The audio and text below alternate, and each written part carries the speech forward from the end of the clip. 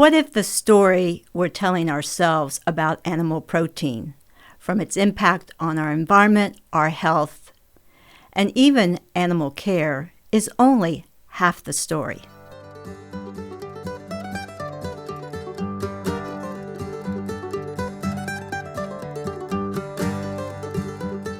Welcome back to Rooted and Restless. I'm your host, Marianne Smith Edge. Today, we're going to dig deeper into the headlines around protein, especially this week around animal protein, the impact on the environment, our health, and also cost has been a big issue. My guest today is a true expert in this area. Eric Mittenthal is the Chief Strategy Officer for the Meat Institute located in Washington, D.C. And he also has another title that may not be as well known.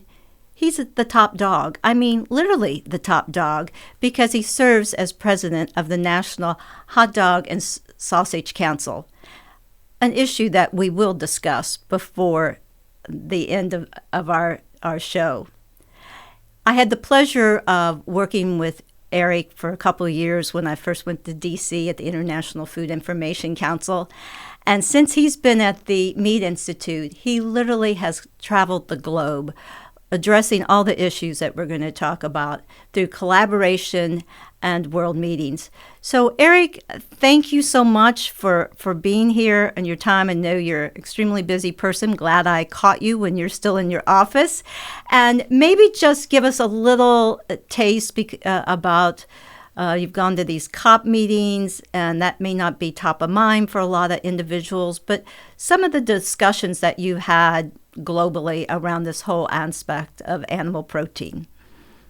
Yeah, sure. Thanks for having me. And meat and animal protein is on a lot of people's minds, and a lot of people have questions. There's so much discussion around the products that we make and whether they are good for people, good for the planet, good for animals. And so we want to be a part of those conversations. There are so many different voices bombarding people with information about food in general, but certainly meat. And so we feel like, as the experts who are involved in the industry every single day and producing the products, we need to be a part of those conversations. We need to be actively working together with partners on solutions for our industry. There are so many different ideas that people have. And so we want to be able to bring forward what's real and what's not, and provide the proof points of what we're doing across feeding people and supporting a healthy planet and healthy animals.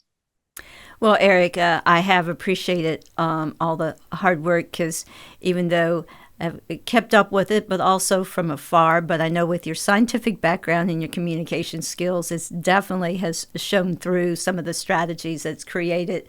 So let's dive in a little bit into some of the hot topics, so to speak. And so first and foremost, the whole area around sustainability. We've had a lot of discussions, again, around sustainable diets, and that's where animal protein, of course, comes into it. And say around 2019, there was a first report around Eat Lancet, and we had a lot of conversations then around that subject. And of course, one of the keys that came out was really don't need to be eating a lot of animal protein. And then there's I could name a lot of books. There just seems like every so often, here comes another one, that really talk about animal protein. And you've addressed that. I think you can't deny, when we look at animal protein versus a plant, so to speak. But at the same time, I'd really like to just give a little insight on how you've addressed that, how we raise animals today, and beef is sometimes at the top of the list, is different than 15, 20 years ago. So I'll start broad. We as an industry looked at ourselves back in 2018, 2019 to think about what we're doing as an organization at the Meat Institute, where we represent 95% of the red meat in the US and the majority of the poultry. And we determined we needed to be more proactive, more transparent, more data-driven as an organization. And we worked towards implementing that over a few years and developed what we call the Protein Pact for the people, animals, and climate of tomorrow. And it really shifts what we're doing organizationally from a defensive mindset to being proactive, being transparent, and providing the proof points of how we are aligning with consumer values. And we, through consumer research, identified 5 core topics as the most impactful when it comes to the questions that people have about our industry. It's about animal welfare, it's about our environmental impact, it's about our food safety, nutrition and food security, and labor and human rights. And interestingly, when you look at the way people think about those topics, they're not individual. They are all very much tied together in people's heads. And so, when people have concerns about animal welfare and questions, that it impacts their perceptions of food safety, nutrition, and vice versa. And so we knew we needed to demonstrate what is the industry actually doing in all of those areas. And we created a mechanism for our members at the Meat Institute to actually share data about the things, the best practices that they implement within their facilities in all of those areas. And for the last 5 years have collected data to show how we are improving on food safety, animal welfare, environment, and have targets that we've set as well. And so it's been a very rewarding journey to better understand where the industry is excelling, where we are have opportunities to improve. And at the Meat Institute, we actually create education and resources where we're seeing companies need additional help to support their improvement. And so that we use that based off of the data, create those things based off of the data that we have. But then we also work with the supply chain. So at the Meat Institute, we're working with meat companies that are providing the meat to the grocery stores and restaurants. But then you have the farmers and ranchers who are doing a ton of great work as well. And so we're working very closely with partners in beef and pork and poultry and dairy and animal feed and animal health companies to bring together all of the work that's occurring across the industry. And there's so much being done from on farm through processors all the way to retailers and restaurants to make sure that our food is safe, that it is healthy, that we're doing the right things to support the land and the planet. And we have the data to show all of those things. So it is a very comprehensive effort. And as we get engaged in discussions around how meat fits into healthy diets, we can bring forward those proof points. And we know that our nutrition is kind of baked in. Meat is a nutrient-dense protein that has all the amino acids. It's very absorbable, the proteins and the nutrients in our products. And so, we want to be able to highlight that as part of the conversation as well. Because when we're having these big global conversations that focus in on environment or nutrition or specific topic, it's important we look at the big picture as well. We're trying to feed as many people as possible in an affordable way, treating animals as best as we can, treating the planet as best as we can, and trying to thread the needle across all those things. And we're making sure that our members are taking the steps that they need to achieve that successfully.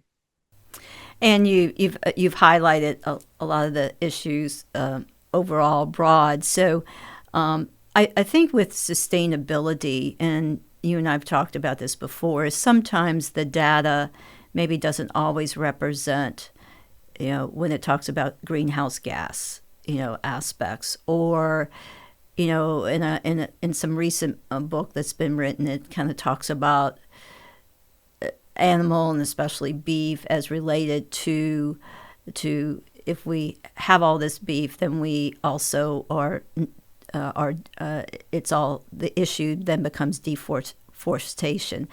So obviously you could talk hours on that, but just what do we need to realize when we kind of look at, here are some of those headlines. What's the rest of the story? Yeah. So in the US, if you look at the emissions data across all industries in the US, agriculture as a whole is about 10% of total US emissions. transportation, and energy are the largest sources of emissions in the US. If you look at animal agriculture, all of animal agriculture is about 4% of the US total emissions. So in the US, it's a fairly small percentage.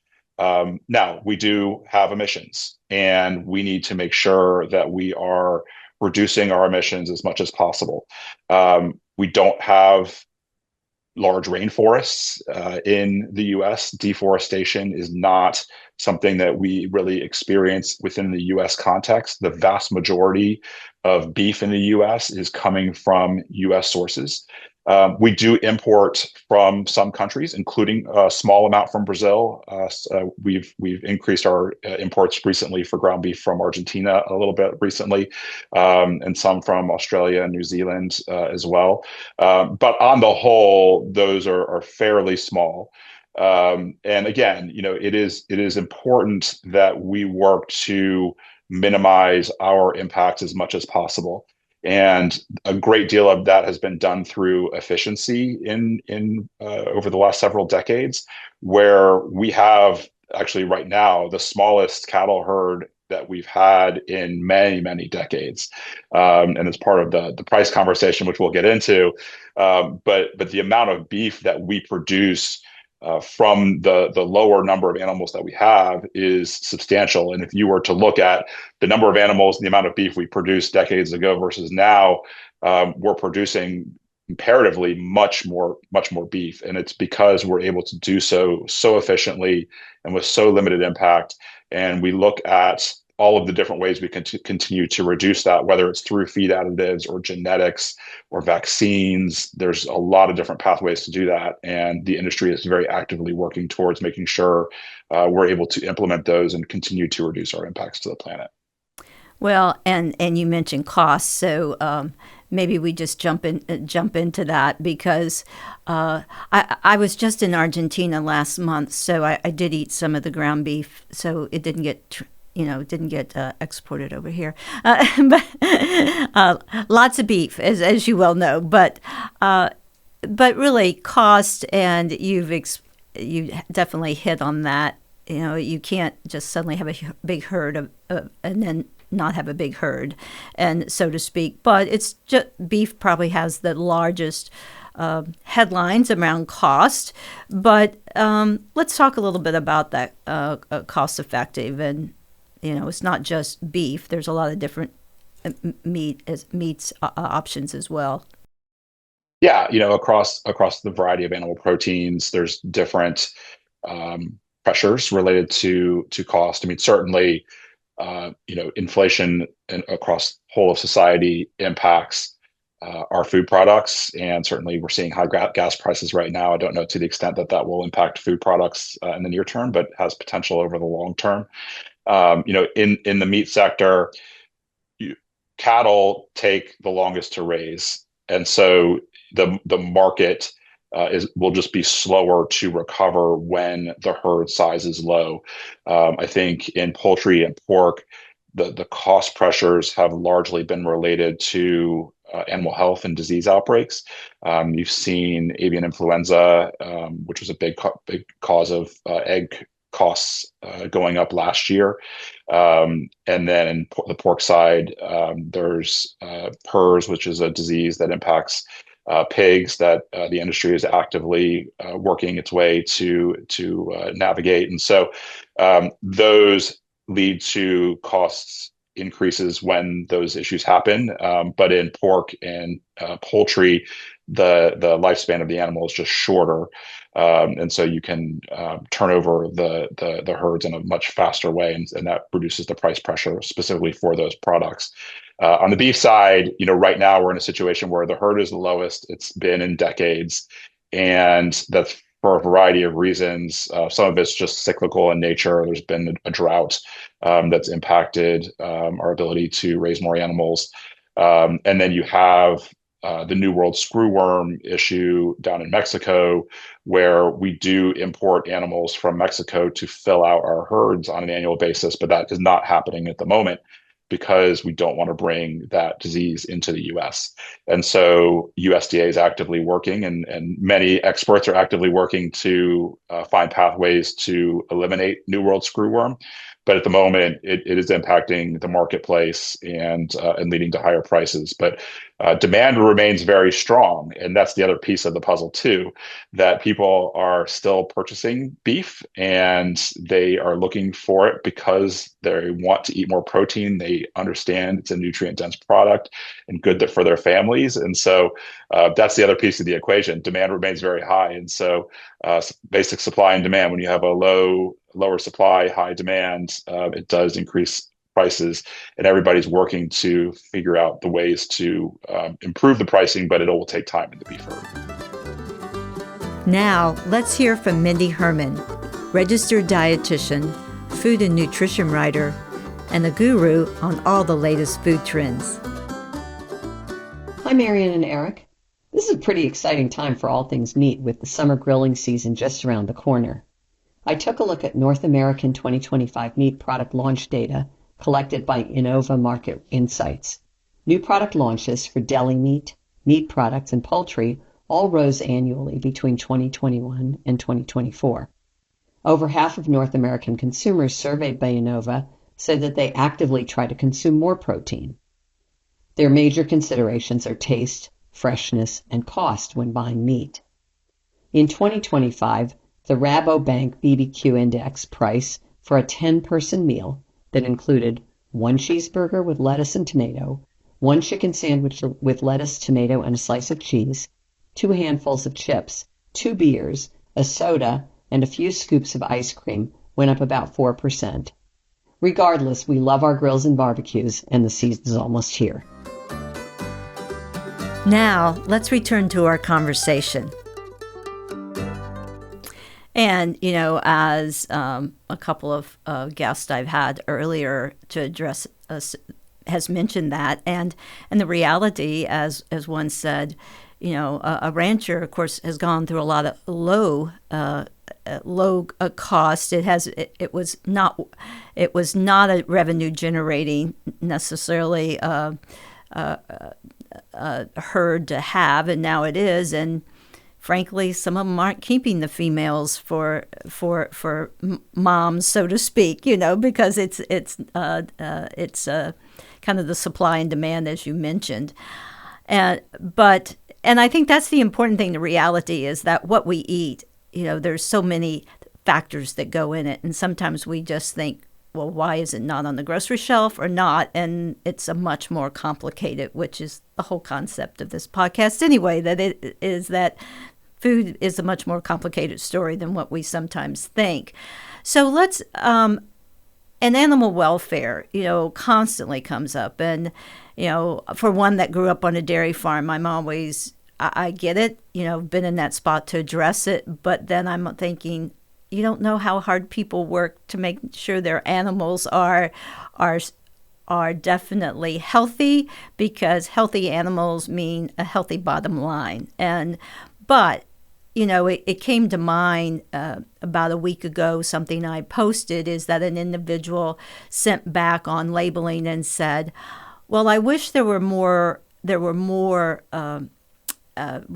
labeling regarding animal welfare on, protein products that she bought, that she had been in some country and she saw that. And I'm curious, because you and I both know that sometimes labels can just be a great marketing tool, but we're not really don't have the measures, and not that we're not doing, as you've mentioned, maintaining animal welfare, but how can we transfer that to, quote, a label or communicate what is being done? And there's been a lot of changes throughout the whole cycle from farm to table around animal welfare.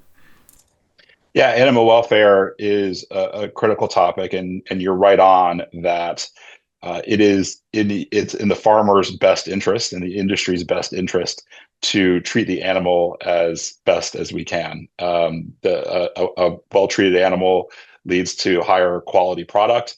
Higher quality product leads to more sales. It has a direct impact on the bottom line to make sure that animal welfare is a high priority and it's the right thing for the animal. And so we are actively measuring with our members several metrics related to animal handling, handling audits, both in our plants and in transportation. So basically, with our members, the processors, from when we take the animal from the farm all the way through when we are processing it in a plant. And we've worked with Dr. Temple Grandin at Colorado State University over the last few decades to develop really strong standards that measure animal welfare outcomes and then have those audited in our facilities. And we update those standards and audits every several years as we better understand proper animal handling and welfare practices and how to measure those. And we just actually released our most recent animal handling and audit guidelines within the last few months. And it's working towards companies not just getting a pass-fail on an audit, but actually getting a score that they can track over time. And so we're going to be asking companies, what are your scores and how can we improve those over time?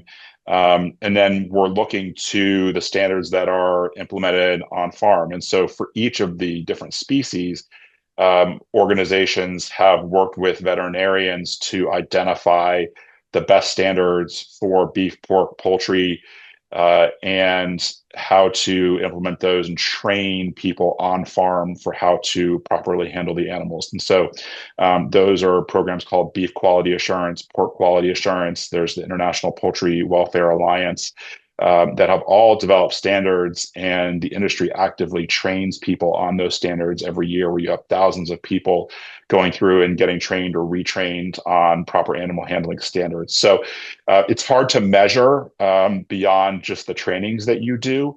But ultimately, as I mentioned, it comes down to the quality of the product, and it makes a big difference.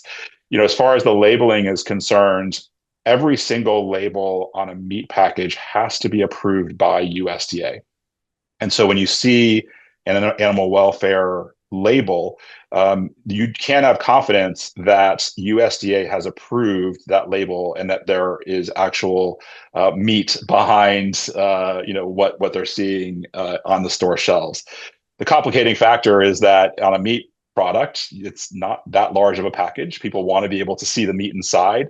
And so you don't have a ton of space for all the information that you want to be able to share. And so it's not easy to provide all of that. Some companies put QR codes on their packages, but we want to be able to provide more at the store, but also balance between what do people truly want to know? What are they seeking?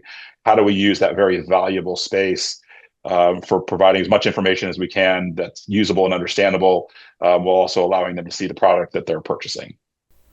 Well, I think based on what you said is that folks should feel, first of all, a lot of work is being done to make sure that it's about the animal and the welfare of it. But at the same time, if there is a label on it, that there is, as you say, some real meat behind it. You mentioned, and just briefly, you mentioned Temple Grandin, and I had heard her once, but I had the opportunity. I was at a meeting at Colorado State, actually, the Spur, the end of last month, and hearing her again. And for those of you listening, that name you've heard but doesn't mean anything, I will just say, and we could talk for hours on it, but she's an amazing woman that really has impacted the animal welfare because she is autistic, and she her initial love for horses and animals as she was growing up really has, and then going on to college, she teaches at Colorado State, and in animal welfare, is that what she has learned and her connection to animals, and seeing how she details drawings on how to change what is done from stockyards to processing is amazing. But a true champion, but just a marvel in that regard. So when you mentioned it, is that evident that her impact has definitely been felt. Yeah, she is a true expert, and one of the pieces of her legacy as she gets older is that she's trained veterinarians around the country, at Colorado State, and they've spread out, worked in the industry, and I think there's going to be a long tail of her expertise being shown through all the people that she's trained around the country too. So, it's been amazing for us to work with her, and it was truly groundbreaking when we began that relationship a couple of decades ago. And she has been had a massive impact on animal welfare in the industry and continues to today. Yeah, and there's a couple of documentaries out, so if anybody wants to follow up to really listen and hear her story, it is amazing in that regard. So, we've talked about animal welfare, we talked about costs, but meat has had its headlines since about January, and as a registered dietitian, we cannot. We can't finish a conversation around meat and animal protein without talking about how did meat suddenly become in the very top of an inverted pyramid, which of course we really haven't used for 15 years. But anyway, and it's definitely a nutrient dense product and has this value. But curious to hear your insights. Yeah, I mean, certainly the consumer demand and understanding of meat as a nutrient dense food has increased substantially over the last several years. And there are some really great experts that are working on the science around meat and nutrition and where it fits. I actually had a presentation from one of those a couple of weeks ago to explain a little bit about how the dietary guidelines were put together and the role that meat plays. And his message was, start with calories and the amount of calories you should be getting in your diet, and then prioritize nutrient dense protein products as the first calorie source that you want to look at. And certainly meat fits into that category. Now, there are a variety of different protein sources, but as our products are complete proteins, they are have nutrients that are really easily absorbable, and so that's kind of the message at the top of the pyramid. And then he highlighted the importance of dairy as a protein product, and then getting fiber through vegetables and fruits, beans and legumes, as another kind of next step in the priorities, and then whole grains as well. So I think a lot of what I've read has been kind of critical a little bit of some of that, but I think the overall message is, eat nutrient dense foods. And I think we can get really strong nutrient density through animal protein products. You don't have to trade off. I think some of what I've read recently is concerns about a trade-off between protein and fiber. I think there's great opportunity to get both in a healthy diet. And so one of the things that we really stress is this is not either or. Meat and vegetables and fruits and whole grains work very well together. We don't advocate for a carnivore diet. We advocate for a balanced diet, and believe meat is an important part of that. Well, exactly. It's always been about balance, and as you said, it's always been protein and the concept. And of course, we know between GLPs and sports nutrition and aging and longevity, protein is hot, so to speak, and that's a positive thing. But how to look at it in a very positive way, because everything that you've just mentioned. But since we're talking about meat, and before we wrap it up, I think we need to go back to talking about you also having the top dog title, and I think it's. I've actually seen you sometimes in a rather interesting outfit. So you can around National Hot Dog Day. So I know you get a lot of questions, and they're a lot more fun to answer probably around that. So I just, hot dogs are something I'll eat occasionally, but at the same time, so I'm going to hear it from the expert. What do I need to look for? What's the best condiments? and you probably can't say, but where's the best place to buy a really great hot dog? So, in your role as the National Hot Dog and Sausage Council president, I want to hear your expertise here. Yeah, so you said it. I'm the president of the Hot Dog and Sausage Council, the hot dog top dog, and it's the fun part of my job. People love to talk and debate hot dogs, and it puts a smile on everybody's face. We were actually started more than 30 years ago because people had questions about hot dogs, about what's in them, about the nutrition, and certainly the nutrition and some of those questions remain today. And hot dogs are made the same way, with the meat, the same meat that you're eating from ground beef, for example. If it's a beef hot dog, it's just ground up very finely and mixed with different spices and cooked. And the number one question we get is a hot dog a sandwich? I get it. It used to be daily for a while. The pandemic kind of quieted things down on the hot dog sandwich conversation, but it's been picking up a little bit lately. The answer is no, a hot dog is not a sandwich. And the reason why is we keep it very simple. When it's on a bun, it's called a hot dog. When it's not on a bun, it's also a hot dog. The bun is irrelevant. It's just a hot dog. And so people love to debate us. We also have an etiquette guide on our website at hot-dog.org that is meant to be tongue-in-cheek. It's very fun, but our number one piece of etiquette that people like to debate with us is, does ketchup belong on a hot dog? And we say no. If you're over the age of 18, it's time to put the ketchup away. For the kids, it's okay. But when you're an adult and you have a more refined palate, the sweetness of the ketchup is not an ideal match for the hot dog. So I'm more of a simple guy, mustard, maybe some onions. I'm from the South. I do love a chili dog. When you're down south, I'm sure for you in Kentucky, you probably get your share of, you get the conies, Right. probably coming from near Cincinnati. It's a fun food, and I'm agnostic on who does it best. There's so many great ones out there. And so it really depends on your taste, but every grocery store has a variety of hot dogs and sausages.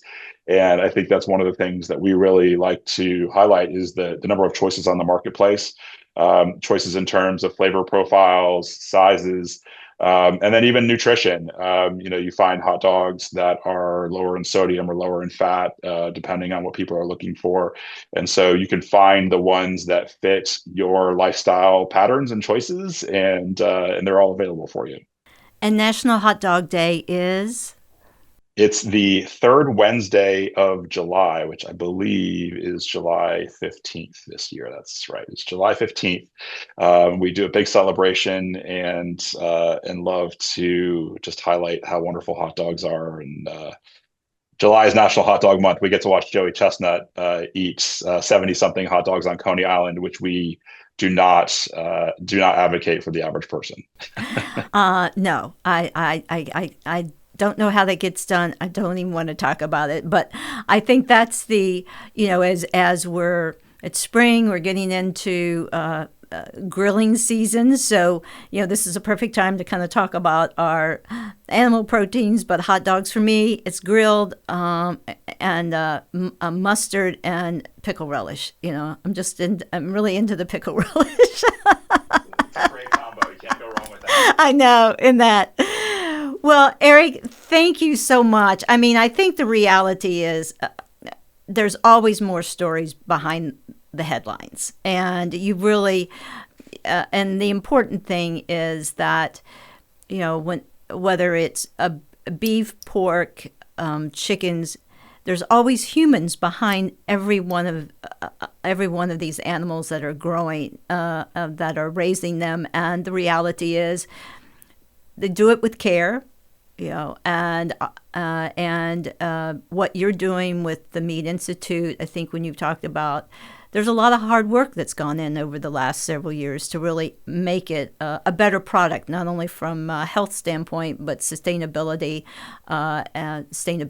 and looking at it from, and there are cost realities, but you've explained that so well also. So it really is that it's been a pleasure to reconnect, and thank you for giving us a really insight that the next time when you see the headlines, think about there's a bigger story behind the animal protein than what we really see. So thanks, Eric. Any last comments before, like, where's the future of meat going, in that regard? Any thoughts in that regard?